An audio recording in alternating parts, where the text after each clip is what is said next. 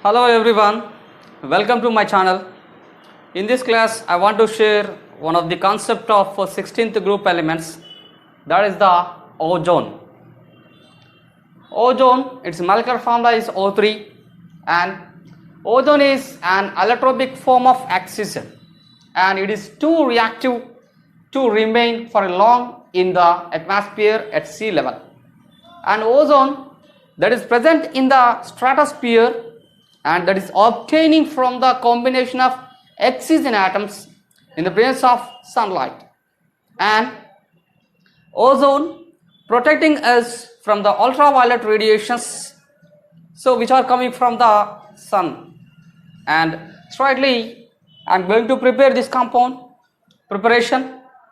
When a slow dry stream of oxygen is passed through a silent electrical discharge, conversion of oxygen to ozone 10% occurs. So when the oxygen, dry stream of oxygen passes through silent electrical discharge, the oxygen that is converting into the ozone, the product which is obtaining, that is generally known as ozonized oxygen. For this I am writing the chemical equation, that is 3O2, dry stream of oxygen passes through the silent electrical discharge, it is converting into the ozone, and delta H, change in the enthalpy, that is equals to 142 kilojoules per mole, and positive symbol, it indicates this one is the endothermic chemical reaction. So that means for the conversion of oxygen into ozone we have to provide certain energy, and so it is endothermic chemical reaction, and that's why we have to pass the dry stream of oxygen through the silent electrical discharge to prevent the decomposition of this molecule ozone. So this is about the manufacturing of ozone. Now we will discuss about the physical and chemical properties of ozone. Physical properties of ozone. Pure ozone is a pale blue colored gas, and in the liquid form it has the color dark blue, and in the solid form it has the color violet black. That is about the physical appearance of ozone. And next one, ozone has a characteristic smell, and in small concentrations it is harmless, and then if the concentrations rises above about 100 ppm, 100 parts per million, breathing becomes uncomfortable, resulting in headache and nausea. Nausea means a feeling of sickness. When the concentrations of ozone becomes more than that of 100 ppm, it causes headache and nausea for the living beings. These are about the physical properties of ozone. Now the chemical properties of ozone. Ozone, O3.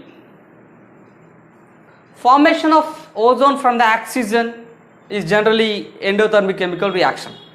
That's why it easily, that means ozone easily decomposes into O2 and O. O is the atom. This one is the nascent oxygen. On the decomposition, ozone liberates nascent oxygen. This atom is the responsible for the oxidizing characteristics of ozone.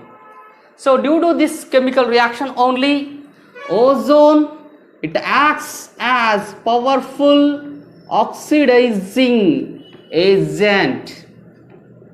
This one acts as a powerful oxidizing agent. So now I am explaining about the oxidizing characteristics of ozone. First one, it oxidizes lead sulfide into lead sulfate. So observe here, I am writing the chemical equation. Lead sulfide.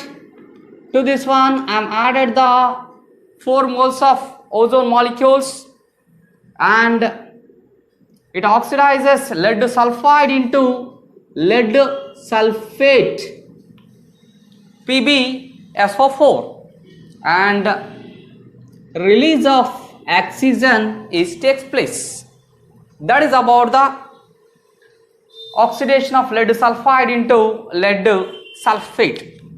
So next chemical reaction I am writing, potassium iodide, or simply we can say iodide ions. Potassium iodide so oxidizes into iodine by the ozone. For this I am writing the chemical equation.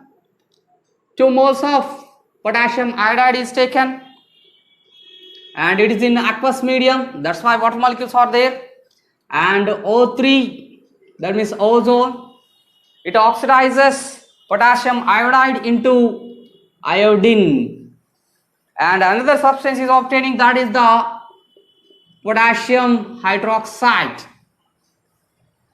So potassium iodide, that is oxidized into iodine, and then 2 K plus ions are combining with the 2 OH minus ions and obtaining as a 2 KOH, and there is a release of oxygen molecule.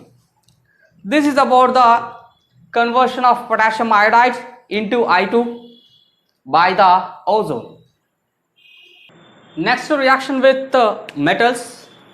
For example, here I am taking the mercury. To this ozone is added. So mercury reacts with ozone and oxidized into Hg2O, mercurous oxide. Along with this, release of oxygen takes place. That is about the chemical reaction occurs in between ozone and Hg. Here Hg2O is obtained, mercurous oxide Hg2O is obtained due to the dissolution of Hg2O in Hg. That means it is present in this one. Mercury loses its meniscus. So mercury loses its meniscus. This is the meniscus, like this. Mercury loses its meniscus and starts sticking to the sides of the glass or container. This is called tailing of mercury. So when the Hg2O dissolution in Hg, mercury loses its meniscus like this, and it starts sticking to the walls of the glass, and this property of that one is generally known as tailing of mercury. However, the meniscus can be regained by shaking it with water, which dissolves Hg2O. So again we can regain the meniscus by shaking with water, so which dissolves the Hg2O. This is about the reaction between O3 and Hg.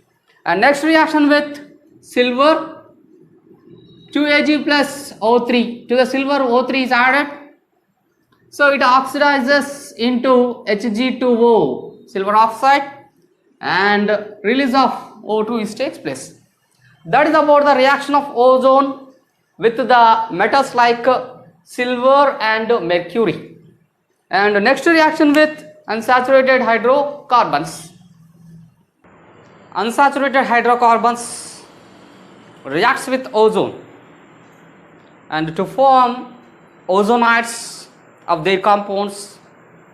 These chemical reactions generally using for the identification of unsaturation in the hydrocarbons. Straight I am writing the chemical equation. For example, I am taking the ethylene. This is belongs to alkenes. This was the smallest alkene plus O3. This chemical reaction generally occurs in the presence of inert solvents like carbon tetrachloride. So when the unsaturated hydrocarbons react with ozone, the unsaturation, that cleavages.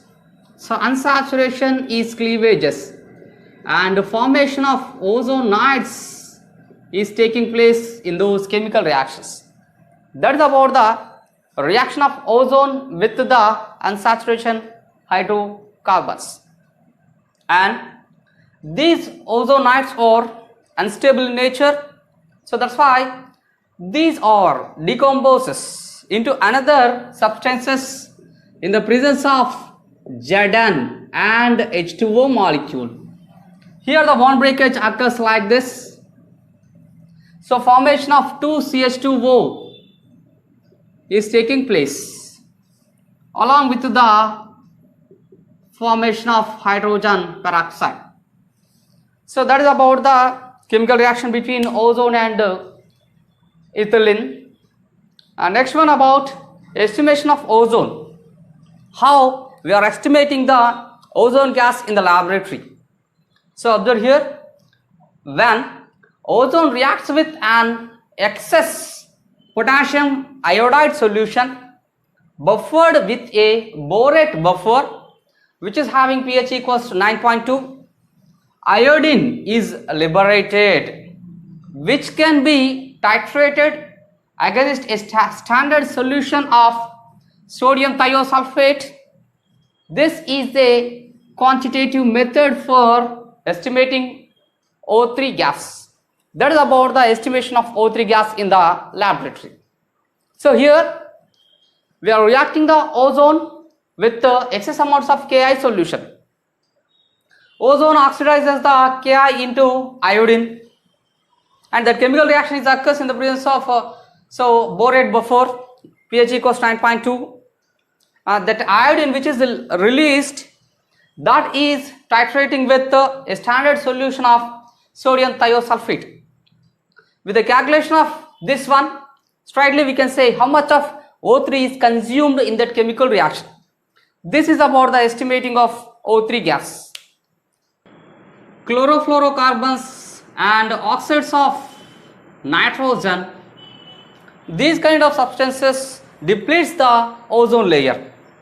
For example, I am writing a chemical equation which shows the depletion of ozone layer. Observe here, nitric oxide, that is in gaseous form, O3, ozone layer,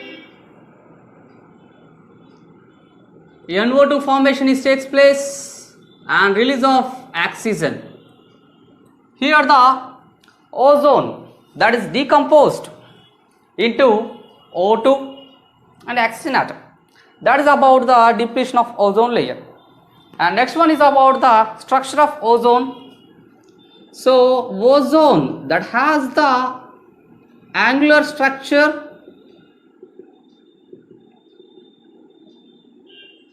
this is about the structure of ozone, and I am writing the resonating structure of ozone.